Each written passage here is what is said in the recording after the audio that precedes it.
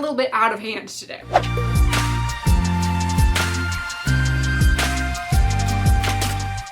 Hello super friends, and welcome back to another episode of Superhero Saturday, where we talk about the arts of superheroes, storytelling, and so much more.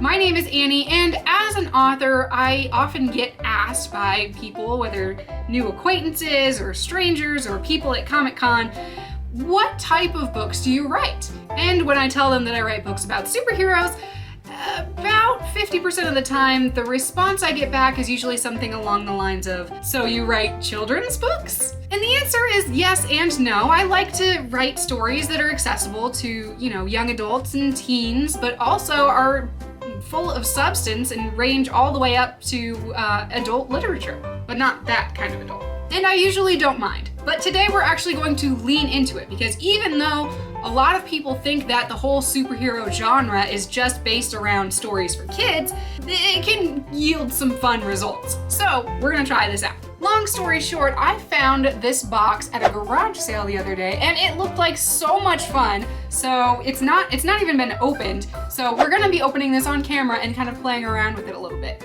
It appears to be called Action Plate. It is a rub and color design set. So according to the box, it looks like you can design little character concepts for superhero type characters with crayons and these little templates that you rub the crayons across on the paper and basic stuff. But it looks like you can mix and match the plates up. So since I am so into superhero character designs, I thought it would be kind of cool to have a different way to do that. So we're gonna open this up and find out how it works. Make sure that you have adult supervision at home, kids, if you want to try something like this yourself. But if you're a grown-up, you can break out a cool rainbow knife if you would like to. Just don't hurt yourself, okay?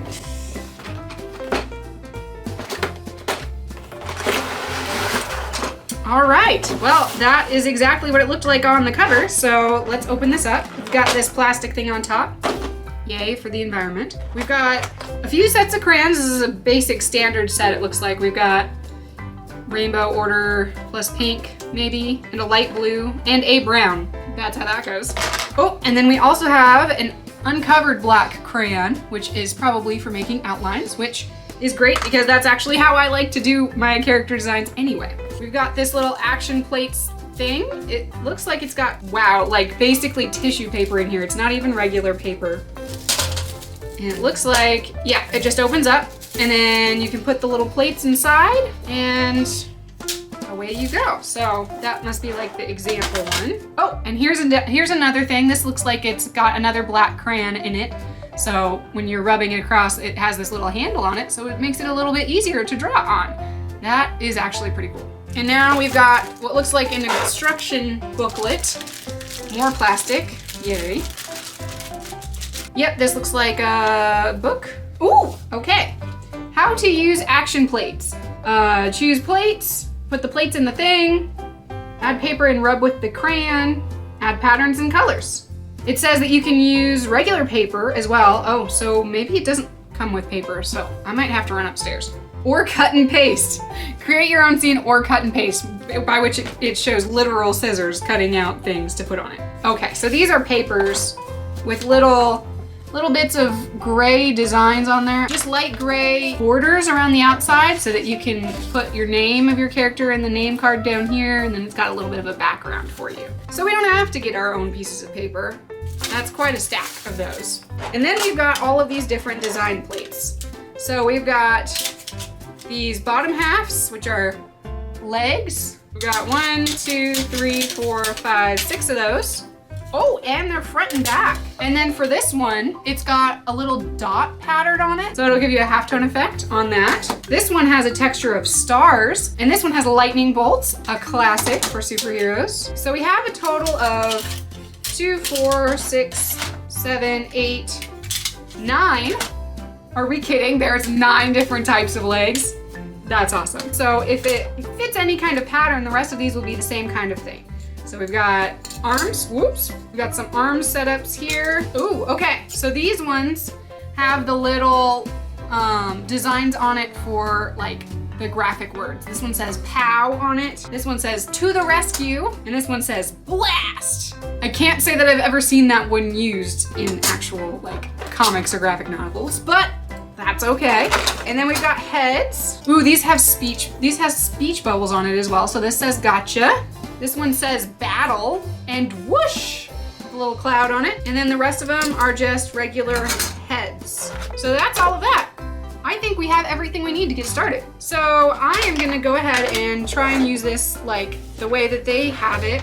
So I'm gonna put, nope, I'm already doing it wrong. Learning by doing. So I'm gonna pick some stuff and try and make just any random character. Let's pick this one, sure. This one for the torso. I'm literally just randomly picking these. And this one for the head. Put the paper on top. High tech here, you guys. Okay. Doesn't really want to stay totally flat. Is that user error? Yes. There we go. I didn't have the head plate all the way in. Okay, so this is what we've got. And we're gonna start off the black outliner. Just rub it across and see what happens. So it definitely worked. There are black outlines. It's not the smoothest application, but it definitely got it on there. I mean, these are crayons. Okay, let's check it out. This is our character. Oh, it actually came out pretty consistent here. Her torso one looks like she has a gem in her hand, so maybe this isn't even a hero. Maybe this is the thief who went in and cat burgled the museum of some kind, and the superhero is gonna have to come save the day or something. What I would like to do is try this halftone system because that looked really cool on the cover of the box. And I think that if we can get it to work on there, that would be really cool. So let's pick some colors. I'm gonna go with green. Oh, that totally works. Big surprise. We're just gonna color in her pants and see what happens. We can't press very hard on these because if you press too hard, then it won't get the nice smooth bubbles. It gets like, the crayon gets like in between the cracks of the bumps and stuff. But that looks pretty good. Green on top. Let's give her some highlight on the side of her pants. This little blue color here. And then we'll go brown for her boots. These are very waxy crayons. Not that I expect a lot. I mean, I bought it for $5 at the garage sale, but I'm sure it cost a lot more at the store. But it's a kid's crayon tool. So her tools on her tool belt. On the cover, it looks like they did the same kind of bubble technique on the upper part of the drawing as well. So I'm gonna just move it up, color the rest of her like torso, I guess. Pink on top just for random colors. And then since it's a diamond, and I like to play Minecraft, or I'm gonna assume it's a diamond, I'm gonna color the gem in her hand. Blue. It's what diamonds are in Minecraft, so that's what I understand. She also has bat wings for some reason, so maybe we'll do those in green to kind of try and get some cohesive color scheme here. Like I always say, you should really only pick 2 to 3 colors, and green, blue, pink, purple is a lot more colors than I really should be doing. But it's okay, we're just practicing. Okay, so we've got our basic character design colored in. I think it works pretty good. On the cover of the instruction book here, it does actually use a combination of the halftone dots and sometimes the electricity bolts as well, but also just regular crayon coloring in. So let's try just a little bit of that on some of the fine details here and see if that can help give us a little bit more dimension to the color. Yeah, that's gonna fix her hair a lot, I think. I really love vibrancy. So the more that I draw in with just straight crayon, the more that I'm thinking I'm just gonna keep drawing it until it's super duper color. Let's go ahead and fill in the little details, the background here, and call it a day on this one. Just for fun, you can keep it nice and simple. There we go, our first character design. It's pretty basic, but considering it started out on a piece of paper like this, I mean, that is really cool. I think our little diamond thief is ready to get back into action. Let's try and design a character with purpose here. Ooh, this might be fun. Oh, that one's cute. We're gonna do this one instead. You know the design process. We just have fun and then see what comes out. I'm gonna start out with a blank paper because I feel like that's gonna give us a little bit more room to wiggle. We're gonna do our nice little crayon line thing. And I feel like just going up and down is not actually the best way to go. I'm kind of just rubbing in the spot where I know the lines are already gonna be. Yeah, and it's overdrawing a lot because these aren't the greatest crayons. And this one's not even, oh, It's not even in the slot all the way, Annie. Gosh. Let's try, since she's got a lightning bolt on her chest, we're gonna take it out of the little box. Because the little box is fun to hold it still, but that's about it. I wanna get a little crazy here. So let's do a little bit of lightning bolts on torso. We're gonna pick pink. Well, that did not work as well. You can't really see that it's lightning bolts underneath. Like, on the cover, it was pretty clear that there's some kind of texture, and it basically looks like scribbles at this point. That's okay. It's better than just straight color. Lightning colored tights as well. Pink and yellow. I like pink and yellow. It's a lot better with just 2 colors. It just looks a lot cleaner. At this point, the texture, especially with the light yellow, it's not really showing up at all. Some brown hair. That is just not a very brown. Like when it goes down, it's like basically orange. These are just standard crayons. Like I'm not expecting a lot out of them. Electric blue eyes, because why not? So that didn't turn out half bad either. That's definitely a cool drawing. This is definitely a character design, and this could totally work as like a whole story. Like this is as much as you need to do to start inventing a character. You just take a few random elements, you put them together, you pick a consistent color palette, and you go from there and make changes as you go along. So this is actually a really cool starting point to make these neat stories with just a few simple things. We'll give her a little bit of a background too. Let's try some of these word art type things. This bit is only helpful for the outline part, so we're gonna move that off. The black outline. Okay, that did not work as well as I thought. There's a lot of overdrawing over here, and there's no way to erase it. I guess we're doing red letters then. Yellow behind it. It's not super legible, but it's okay for a crayon drawn on thing. And then for a final touch, let's just do a little bit of contrasting color in the background. See, and then part of the problem is that these crayons are just regular crayons. So you've got the sharp end here, I guess the flat end here, but trying to get it flat on top here to do the rubbing is just not coming out very well. We'll do just a hint of yellow in here. There we go. Character design number 2. Yeah, it kind of works. It kind of works. It works the way that it shows on the page. Let me try one more design. We're gonna try and do one of my characters that I already have and see how it comes out on here. We're gonna do Agent Indigo. You guys know how I feel about capes. I'm on a no cape policy. It's dramatic, it's really cool, but unless you can find a real technical benefit for a cape that is better that trumps over all of the negatives, then I'm not putting a cape on a character. But we have limited capability here. Rocket feet? Rocket feet sound good. Let's try and put them in properly now, shall we? It actually is really well drawn together because you can put any combination of these plates together and it totally works. Let's do this science-y background. That'll be good for him. Take our little black ink and we're gonna try our best to get just the outlines. I never really did this trick as a kid very much because I was always interested in drawing them myself. I didn't spend too much time on this technique. And this other line just is not showing up. Oh, and I misplaced it now, so it's gonna be in a totally different location. So we're just gonna call it. Oh, I totally wanna cheat, you guys. I'll be right back. I always wanted to use alcohol markers when I was a kid because those looked like the super coolest, brightest type things ever, but they're very expensive, so I couldn't really ask my mom to buy them. Or if I did, she would say no. But I have a ton of other colored pencils, and I have a few of these Micron ink pens. And these are left from like middle school, so they're super duper old, but maybe they'll work a little bit better to just enhance this piece a little bit more. They all still work, so if you buy these and don't use them for a long time, they'll still be okay. Okay, I'm gonna use this pen and just kind of make the lines a little bit stronger. Stronger. So this is gonna be a lot easier for you guys to see because ink is better than crayon. I am gonna try and do a little bit of coloring with my own colors, and I'm still gonna try and use those plates for the halftone because that worked out really cool.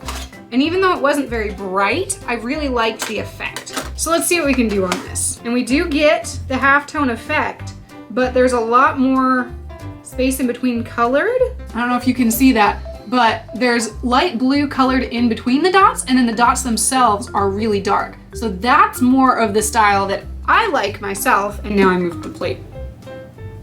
That's how it goes. But that worked out pretty good. So if you have better actual implements, drawing implements, then this actually works out pretty cool. The way that the halftone system works is that they would put like RGB, right? Red, green, blue. They had a standard inking system, would mix the primary colors together, and because it was based on how close they were together or how many dots were in the frame, that would give the visual effect of mixing the colors so that they could get a whole range of colors, even though they only had 3 different kinds of inks. It's the same kind of system as they use with computers and stuff. There's RGB and CMYK, which is cyan, yellow, magenta, and black. It mixes those primary colors together to produce a bunch of different colors. So what I'm gonna do here is I'm gonna pick a slightly different color. Let's go with like a purple maybe? If I can just remember what colors are in this box. Even got a silver pencil. Yes! I'm gonna go with kind of a dark, it's literally called dark violet. We're gonna offset the dots a little bit, which is easy because I just moved it. And we're gonna color the same space again to kind of give it that dimension. Okay, so we've got blue and purple, which I totally just lost the blue. Oh, moving the dots around a little bit, I've gotten different angles, so that does not look as good as keeping the whole lines consistent. I should just use the stupid box that it came in. That is looking pretty cool. I like that vibrancy a lot better than with the crayons. The crayons are just waxy and they're not very pigmented. They're just mostly just oozing over the page. So we're gonna color in the rest of this and come back in just a minute.